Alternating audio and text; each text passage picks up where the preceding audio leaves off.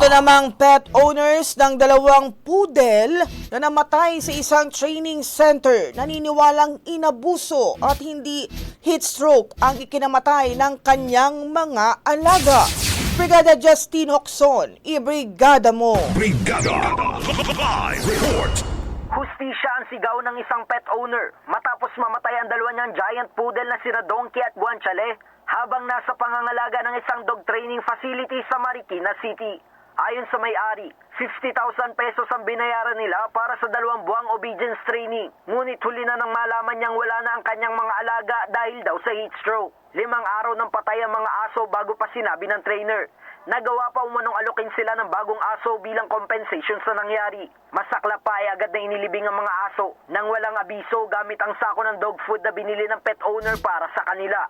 Duda ng owner, hindi heat stroke ang ikinamatay ng kanilang fur babies dahil halos mawala ang dugo ang ulo ng mga ito sa mga pictures at videos. Porsigido naman ang may-ari na magsampa ng reklamo upang mapanagot ang naturang training center.